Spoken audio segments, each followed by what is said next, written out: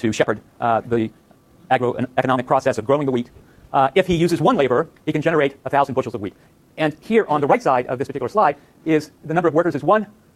This is the input of labor on the horizontal axis. On the vertical axis, we have the quantity of output that's being generated, the quantity of wheat that's being produced. Okay, if he employs 2 workers, he can generate even more output. In particular, he can now generate 1,800 bushels of wheat. And the table on the left is mapped into this particular point graphically. If there are 3 units, he can now generate 2,400 bushels of wheat. And this is a new point on the production function relationship between the quantity of output and the number of workers that are being employed. Likewise, if it's 4 units of labor, he can generate 2,800 bushels of wheat.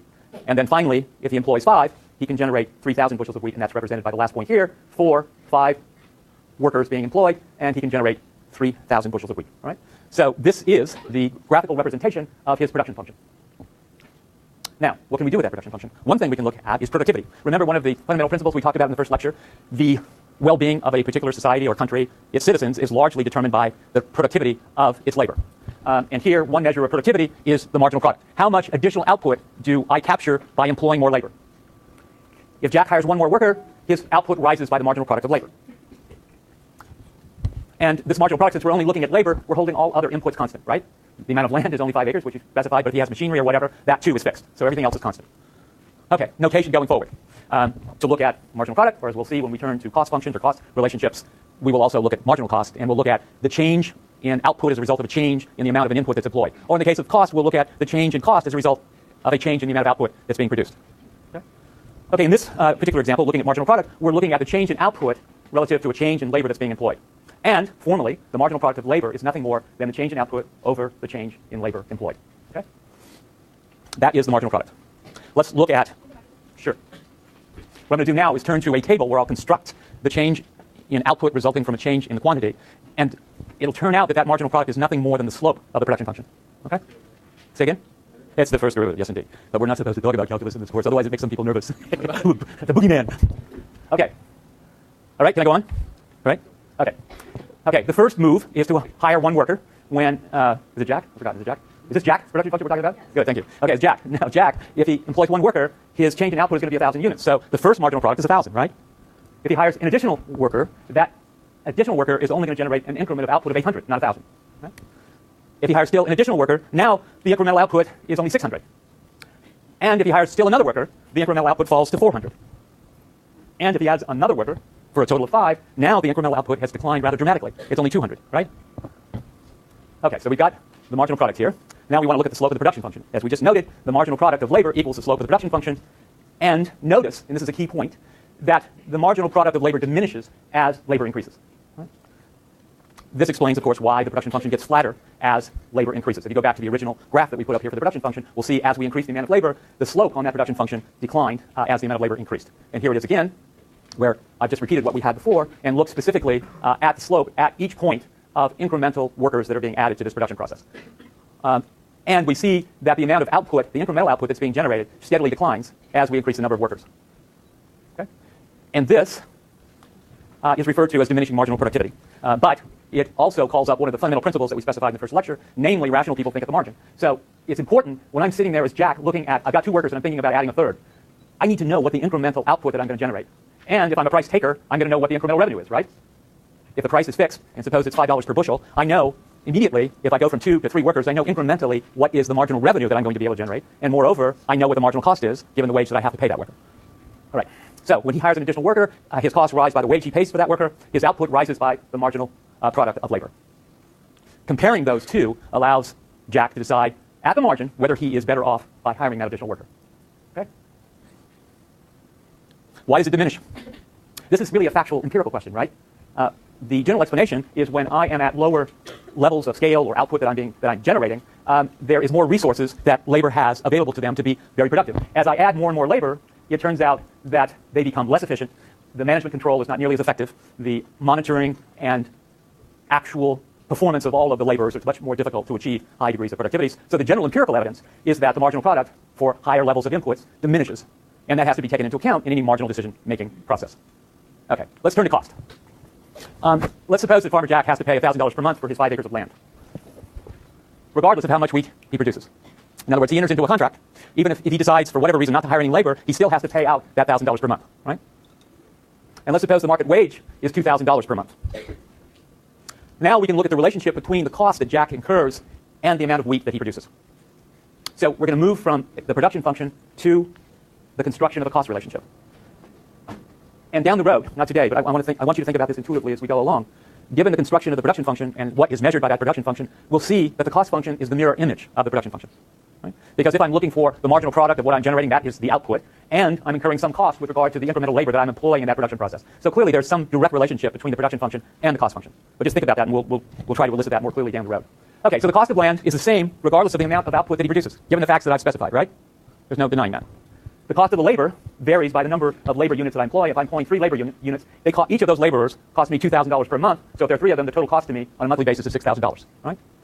Now, the total cost, since I've only specified 2 inputs here, namely land and labor, the total cost is just the sum of the cost that I have to pay on a monthly basis for the land, and secondly, the cost that I incur for the labor that's being employed. So it's just taking the 3rd column, adding it to the 4th column to get total cost. There's no mysteries here, right? Okay. Now, what's the total cost curve look like? Coming back to the first table, taking the 2nd column, namely the quantity or bushels of wheat that are being produced, and comparing that to the final column, I want to get a relationship between this column, namely total cost, and the total quantity of output that's being produced. And that is a cost function. That is a cost equation. It tells us how much cost will I incur if I produce different levels of output. Right? So taking those 2 columns, we can construct here the cost equation, cost curve, if you wish. This, on the horizontal axis, is now output, not inputs, as they were for the production function. And that measures the total quantity of output. And on the vertical axis, we have the cost that's incurred for each of those levels of output. Okay? I'm sorry. All right? So if you did a mapping from the left side here of this total cost, you would find a direct mapping of this quantity of bushels to this total cost on this particular curve. All right? Okay, marginal cost. Now I'm looking at the delta in terms of the change in total cost as a result of a change in output. And coming back to our table, we can look at what is the marginal cost as I move to an increase in the output that's being produced by Jack. Pardon? Back? To here? Okay. Right? Okay. Now, all I'm going to do is go through and compute the delta total cost relative to the delta total output. And for the first move from 0 to 1,000 bushels, there's an increment of total cost of 2,000, right? And if I look at the delta for Q, divide that into the delta for total cost, I get the $2 here. And I continue along the same steps. If I look at moving from 1,800 bushels to 2,400 bushels, I have an increase in cost of $2,000. But now the increment in output is much less than it was, and we see that the marginal cost is now higher, 333, and so on. Okay? Now, just as the marginal productivity diminishes as we increase the amount of labor that's being employed, we have the mirror image that marginal cost, as we see in this particular schedule, is increasing as I generate more and more increments in the output. Why? Because the labor and the land that I'm using to produce that output is becoming increasingly less productive. Right? That's why it is a mirror image. Okay, we can graph the marginal cost curve as well, and we see that it rises as Q rises, and then begins to decrease rather dramatically as we move out to an output of 3,000 units. And all I've done here is simply graphed the table that we've constructed in the prior slide. Okay? Now, why is marginal cost important? For the same reason, when we were looking at the marginal product of labor, if Jack is fundamentally in business, he's in business presumably, if he's rational, because he wants to maximize profits. Okay? And the question that he constantly is facing is whether he should produce more or less wheat. And whether he decides to produce more or less depends on its effect on his profits. Right? If it turns out producing more wheat decreases his profits, he would be irrational to produce more output. Right? And once again, he needs to think at the margin in making those kinds of choices. If the additional wheat, if that marginal cost is less than the revenue he would get from selling it, what's he going to do? Pardon? He'll produce more, and vice versa, right? Okay.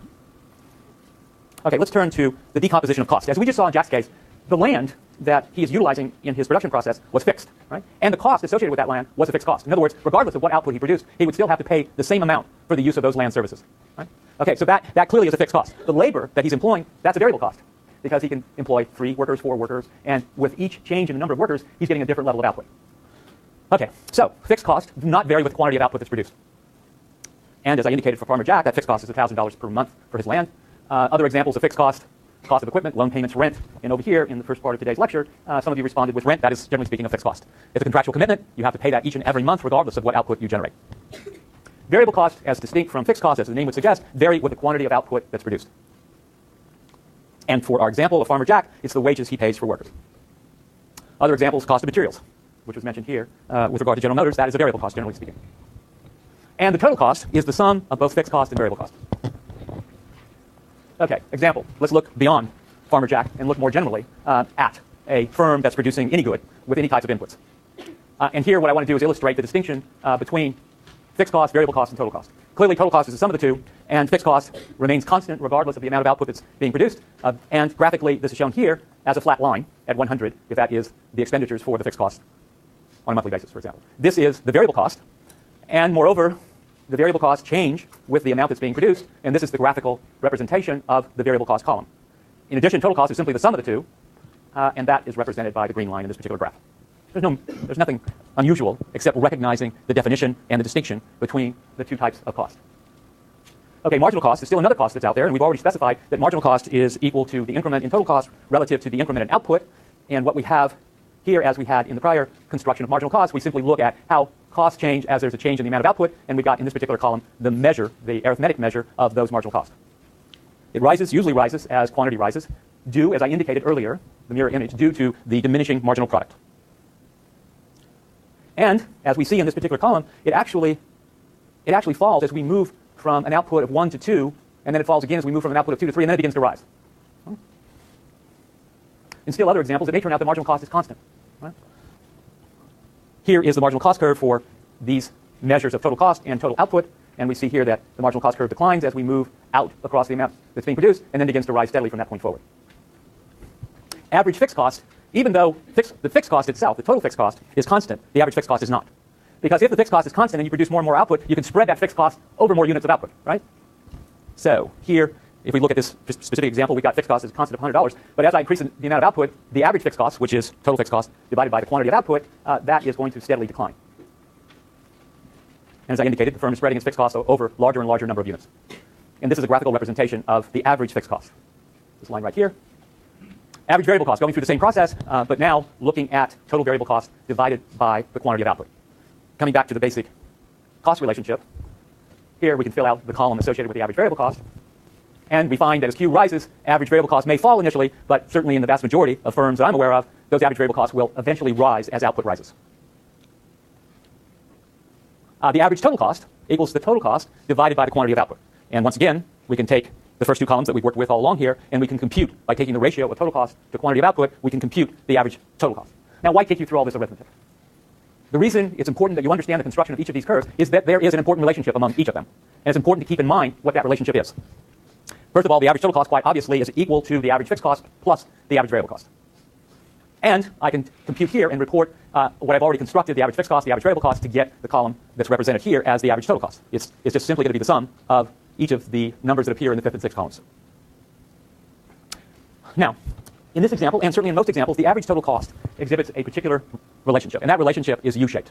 In other words, over some portion of the output, the average total cost falls, and then ultimately you expect somewhere along the line that as diseconomies take place or the marginal productivity begins to fall, that you're going to have an average total cost that's going to begin to rise. And for this example, here is the average total cost. As I indicated, it falls over some range, getting out to a unit of about 5, and then begins to rise. Now, why does that happen? Why is it falling like that over the range out to 5? What dominates over that initial range, the average fixed cost or the average variable cost? Exactly. The average fixed cost dominates, and then ultimately the average variable cost begins to swamp the average fixed cost, and it begins to rise. Okay. The various curves together. Let's look at them all together. Okay. So the green line is the average total cost. The blue is the average variable cost, and then we've got spreading the units over the fixed cost, and we have the average fixed cost steadily declining. And here is the marginal cost. Note that the marginal cost intersects the average variable cost and the average total cost at each of their respective minimums. Why is that? Why is that true? Namely, why is it true